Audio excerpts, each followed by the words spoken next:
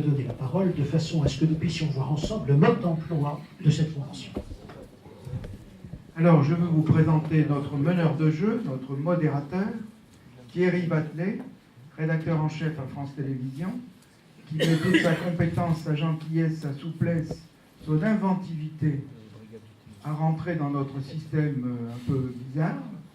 Merci beaucoup à Thierry qui s'implique depuis une bonne quinzaine de jours au moins, sinon un mois, dans cette fabrication. Merci infiniment. Clap, clap.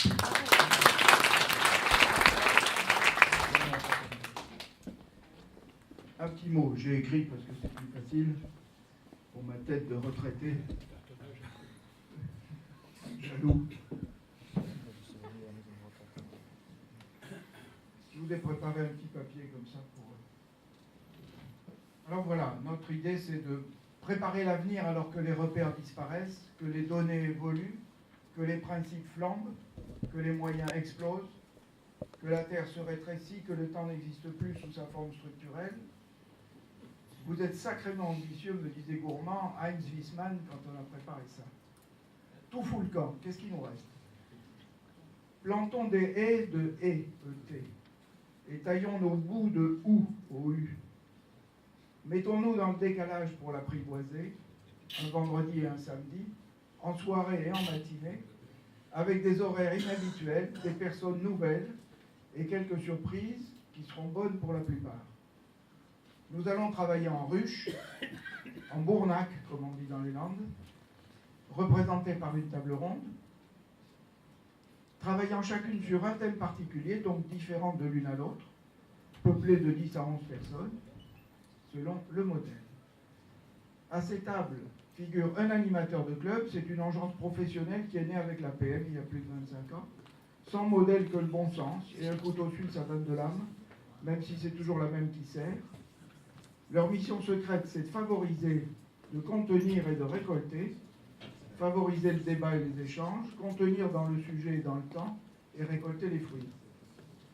Ensuite, nous avons les témoins extérieurs, la nouveauté, un remède contre l'inceste à la PM, bon, remarquez tant que ça ne sort pas de la famille, des personnes, auteurs connus ou ignorés d'une action exceptionnelle, ou simplement des personnes qui pratiquent efficacement l'héroïsme du quotidien. Leur mission, c'est de nous apporter leurs secrets, de nous les révéler pour qu'on les partage. Les étudiants de la génération Y, la bande à Jimmy, là, les impertinents qui s'étonnent que l'on s'étonne, évidemment, ils sont nés avec. Ils auront dans leur carrière à faire face à des problèmes nouveaux et importants, ils sont porteurs des solutions.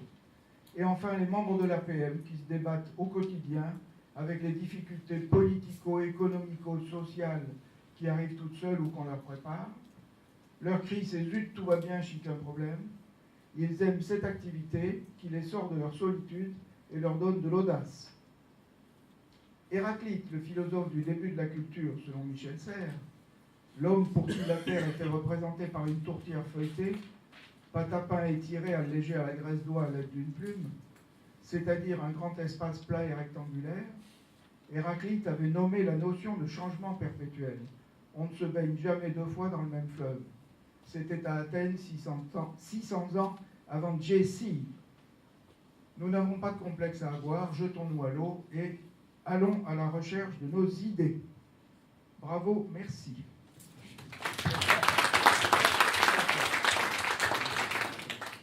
Juste un mot pour excuser le président Laripa, président du club Pays Basque qui devait vous faire le mot d'accueil dans son beau pays. Malheureusement, un empêchement insurmontable l'a atteint et nous faisons sans lui avec regret. Comment fonctionnons-nous? Bien, on va inventer, hein. On est là pour ça. On n'est pas là pour donner un modèle. L'idée, c'est de donner la parole un temps limité aux témoins. Ce témoin nous explique un petit peu ce qui a fait sa vie et quelle chose il peut nous apporter comme exemple. On l'assaille de questions, il y répond. Les étudiants de l'ESTIA notent tout ça, ils nous font des comptes rendus qui seront disponibles. Alors nous travaillons jusqu'à quelle heure? 5h30 6h. 6 heures. Ben oui, vu le... Bon, nous travaillons jusqu'à 18h. Ensuite, 18h, 18h30, il y a une pause basque roborative. 18h30, on reprend le collier jusqu'à 21h. 21h30, une surprise et le dîner. Et puis ensuite, La nuit est à nous. la nuit est à nous. Vous le savez, la journée est à ceux qui se lèvent tôt et la nuit à ceux qui se lèvent tard, qui se couchent tard. Elle est bonne, merci. Donc, le lendemain matin, la nouvelle heure de rencontre, c'est 9h autour du petit déjeuner.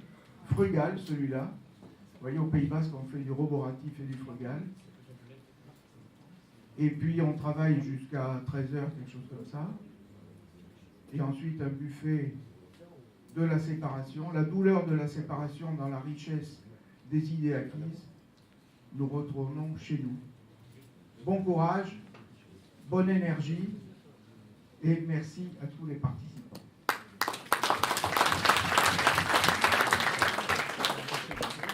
Chaque table a donc son thème. Chaque table a son thème. Thème différent. Au bout de votre course de travail, je travaillerai avec l'ensemble des secrétaires de chaque table demain de 8h moins le quart à 10h moins le quart. Je reprends. Je travaillerai avec l'ensemble des secrétaires de chaque table demain de 8h moins le quart à 10h moins le quart, de façon à tenter de trouver des lignes cohérentes qui nous permettent ensuite d'établir une plénière de 3 heures où nous allons pouvoir échanger et débattre. Juste avant que vous commenciez à travailler, je vais redonner la parole à Heinz Wiesmann, précisément maintenant sur le thème, sur la thématique, de façon à ce qu'il puisse vous nourrir encore de ses réflexions, précisément avant que vous puissiez vous mettre en immersion. Enfin, juste peut-être une réflexion, vous en ferez ce que vous voudrez. Si on se met en perspective, toujours Christophe Colomb, le projet de traverser l'Atlantique à la découverte de nouvelles terres, eh bien, ce trajet est évidemment constitutif d'une relation espace-temps. C'est-à-dire, il y a l'espace qu'on traverse à une certaine vitesse qui est déterminée par le temps qu'il faut pour y arriver. Alors, ce qui me frappe, et c'est ça peut-être le début d'une réflexion qu'on peut mener en commun, c'est que la traversée à certaines vitesses de l'espace que nous voulons, d'une certaine manière, mettre à notre disposition pour atteindre un but. Cette traversée à des vitesses différentes entraîne une compétition. La compétition, c'est essentiellement le souci de gagner du temps par rapport à d'autres compétiteurs. Alors, si on se demande comment on gagne du temps, on s'aperçoit qu'il existe des moyens de transport tout à fait différents. Il y a le transport purement physique. On peut accélérer jusqu'à un certain point le trajet que l'on... Le mouvement qui nous conduit au but, on peut l'accélérer physiquement, mais on se heurte à une limite.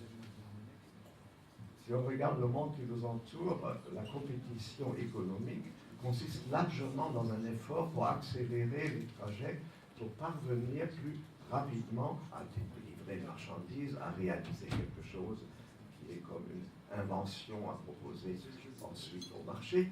Eh bien, parmi tous les accélérateurs qui permettent de gagner du temps, c'est l'information immatérielle qui est au fond l'outil privilégié à l'époque où nous vivons.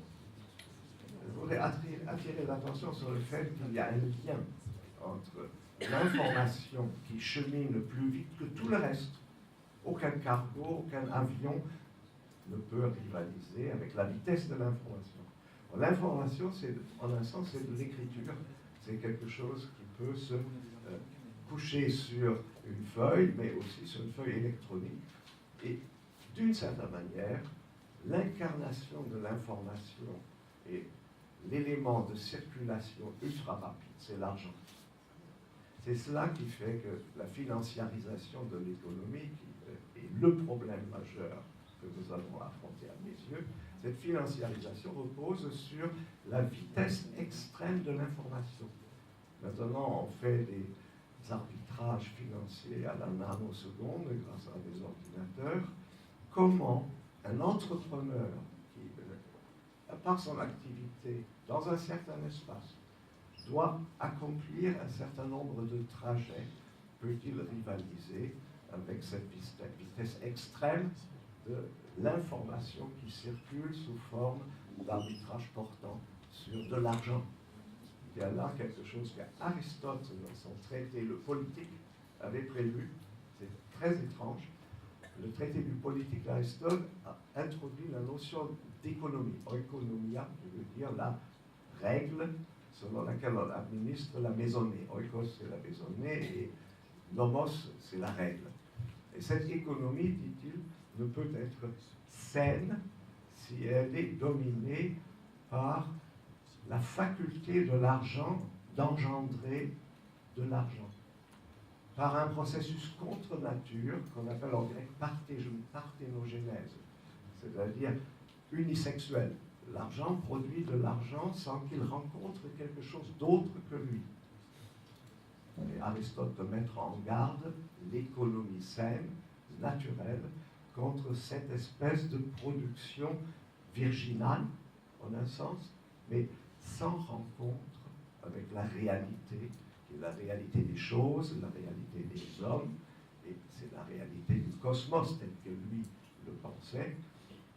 Je vous livre cette réflexion autour de la question du trajet à accomplir pour atteindre le but.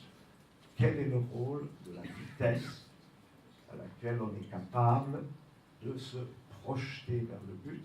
Et est-ce que l'extrême vitesse, et je la mets en rapport avec les sports de glisse et avec toute cette espèce d'ivresse vertigineuse qui nous entraîne, avec un certain plaisir évidemment, dans les réactions extrêmement à droite qu'exigent de nous les défis de l'instant. Il y a un mot, là, qui désigne cette espèce de rapport au temps, c'est le mot présentisme. Il y a dans le rapport au pur présent un déni du passé d'où nous venons et d'une certaine manière une menace qui pèse sur l'avenir.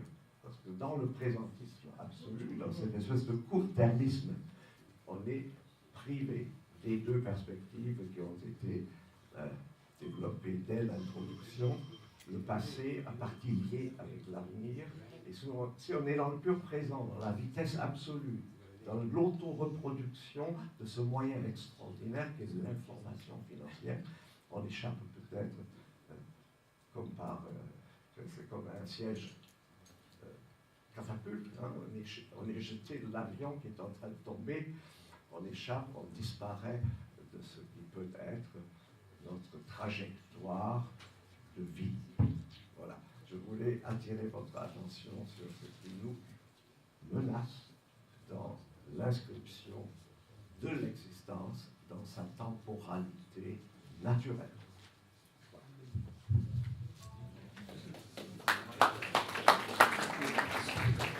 Bon travail pour chacun.